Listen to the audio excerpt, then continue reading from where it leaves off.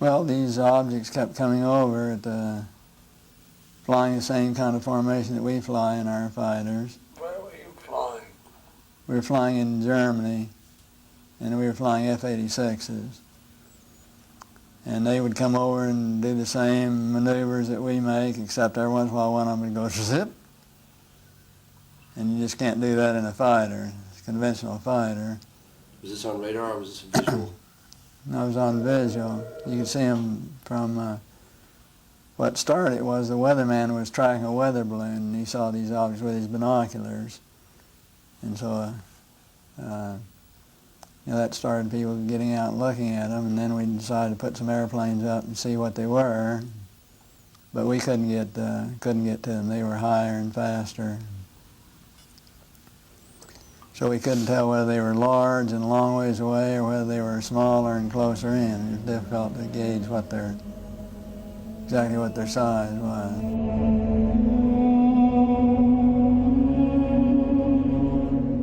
They were definitely in formation. What year was this? In 51, about 1951. Do you think the Russians had that kind of technology back then? No. So, how close would you say you might have gotten to them? I mean, you definitely determined that there were objects that I were don't under know. intelligent control, or was it? Well, yeah, they weren't just random. They were flying fighter formations, very definitely under positive control. They're just typical saucer shape, double lenticular shape, metallic looking. I think they were definitely piloted vehicles, each one with the pilot in it, and very definitely in communication with one another, because they would have flights of more than 4. They'd have flights of maybe 12 or 16, and when they make a turn, they'd cross the flights in under, and they had to be in communication to be coordinated. Yeah, every once in a while one would zip off to the side, just do a lateral maneuver out to the side. Much as you've ever seen the lights, the UFOs that they filmed over Clear Lake, California. I did. Seen those filmed? I have. How they'll sit there in formation and all of a sudden want to go, Tsh! I think they were extraterrestrial pilots flying, no doubt about it. Well, that was, I was having some cameramen film the installation of a precision landing facility that we were putting in right on the edge of the dry lake. And this saucer flew right over them and put down 3 little gear and landed out on the dry lake bed. And they went out to, picked up their cameras and moved on out toward him filming. And he lifted off, put the gear back in the well, and climbed out at a very high rate of speed and disappeared. And so while I was going through all the regulation books and finding out the number to call in Washington to report it, I had them go over and develop the film. By the time they got back with the developed film, I was on the higher and higher and higher level officer talking to me.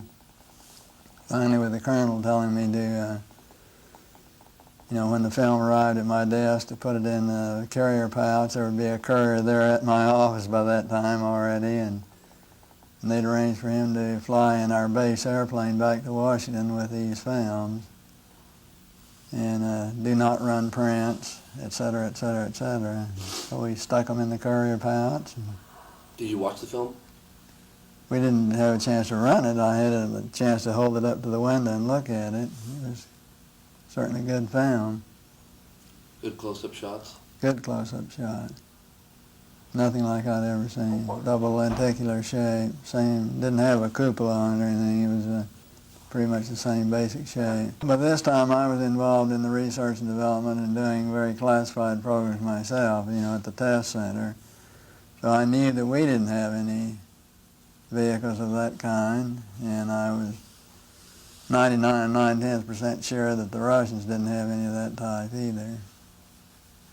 So there certainly was, at that point in time, there was no doubt in my mind that this vehicle was made at some other place than here on Earth. And you send it on just like you're ordered to do, and do what they tell you to do. You know, I was working at the time, I was working on a little program that nobody knew about. We were not allowed to discuss with our family or discuss with anybody, and that was the U2 program. So it was in the same category, really. In my opinion, I think they were worried that it would panic the public if they knew that someone had vehicles that had this kind of performance way back right after World War II period of time. So they started telling lies about it. And then I think they had to cover another lie, you know, tell another lie to cover their first lie, and now they don't know how to get out of it. Now it's going to be so embarrassing to admit that all these administrations have told a lot of untruths that it's going to be embarrassing to get out of it. Do you think they want to get out of it?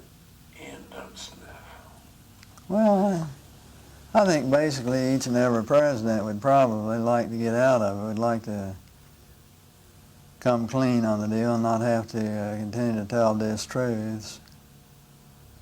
Eventually there's going to be something happen that will make all of them have egg all over their face, and they're going to have to admit that they haven't been truthful at all. I have a good friend who's a commercial airline pilot. He's had about 3 different occasions where one is pulled right up alongside his wing and set in formation with him, and he's on a major airline. But the airline has a policy that their crews don't ever talk about UFOs. McDivitt had one sighting. You know, and on each and every flight, you had your flight plan that was out every hour, every day, hour, minute, and second. And at a certain time, particular time, if you looked to a certain degree azimuth, at a certain elevation, you would see a bright object or see some kind of an object, because we track all this space debris. And so we knew where an awful lot of it would be and what you'd expect to see. But he saw this one thing shining out there that was not listed on his space debris chart. So he decided to get a picture of it.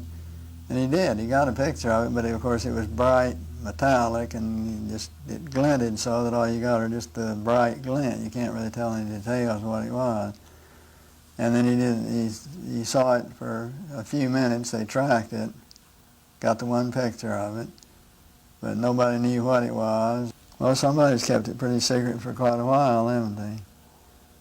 Well, I think the only thing that really changed and I think everybody changed, on space flight to some extent, but I think probably the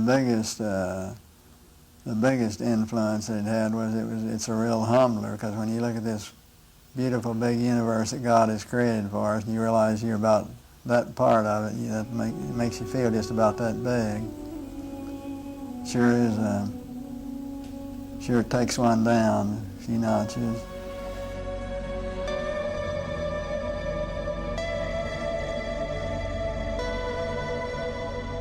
Actually, we were very favorably received at the UN, and Kurt Waldheim was very interested, and he agreed that he thought it'd be a good idea to form a committee and to do the investigation at that level. But nothing ever got done, kind of typical of the UN, they talked a good game, but never got around to doing anything about it. By NASA's own figures, there are some 400,000 other planets out there that could be habitable. And I just can't believe that God would habitate this one planet only and leave all these others barren. In my personal opinion, based on no facts at all, I just feel that we're out here in the hinterland of all the galaxies. We're way out in the stick. And that a lot of these other galaxies are closer to one another, and I think they probably have a lot of travel to and from them. And once in a while, we'll get a few travelers, stragglers, or more distant ones come through from distant other galaxies. We should form a group at the UN level to start gathering information from around the world, and when you get sightings and information and investigations, actually let it be handled and coordinated from that level, because there were a lot of countries that had information, and there were a lot of countries like Russia is now. The government of Russia now works directly with the civilian UFO groups. And you have a difference from country to country to country, but have all this information come together and be correlated in one place would really be a benefit to really try and determine what is real and what is fake. Just thinking about what we could do from a technical point of view. Some of them may be remotely operated. They may be radio controlled, so to speak, like we call unmanned unpiloted vehicles. Some of them may be that. I think some of them undoubtedly have crews in them and have other people, and in my opinion, I think those people are probably very similar to us. Do you think they recovered one of those saucers that you saw? Very likely. And I think definitely there was something other than a weather balloon there. Well, I think the truth has been very submerged in all the lies that have been told. I'd like to think they reversed engineered it and did something with it, did some benefit with it, which would be the logical thing to do. Did you ever try to, did you know where that footage went of the flying saucer that landed on the tarmac? Went to Washington, that's all that I know. Did you ever keep in touch with anybody about it or discuss it? How would I keep in touch with anybody about it? There's no way within the military or within the government of keeping track of something that is classified unless you're directly involved in it, and I was not. So I had no way of knowing what happened to it. Was it included in part of the Project Blue Book investigation? No, it was not. And that was one of the complaints I had about Project Blue Book, which in my opinion, Project Blue Book was totally a whitewash. There were a number of other things on Blue Book that I had occasion to know about that were not included in Blue Book either. Well, that was one of the reasons we did the U2 program the way we did it, was because we hadn't put no classification at all on it, because when you classify a program, then a congressman or a senator think they can go out and tell the whole details. They're privileged to be able to do that. Totally trample all over security and tell the details about whoever they want to. Didn't classify it all, and until Powers was shot down, the world really didn't know about U2s, or at least in the United States. In my opinion, I think they are coming from some other planet. I think there's no doubt in my mind. I think they're for real. I think eventually we'll find out that there's regular travel here on this Earth from other planets. I think we have a lot of potential learning from them if we can just set up the schedule of how to go about doing it. I think they're just the same as we are, just a little higher, a little further, a little faster.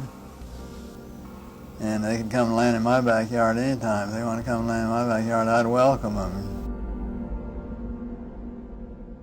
To ready, so they came out to the plane. But prior to that, this just hovered over the plane for a short period of time, and then just vanished. We were told later that it was picked up on radar. It wasn't as if you actually saw it glide away. It was like in a wisp, it was gone.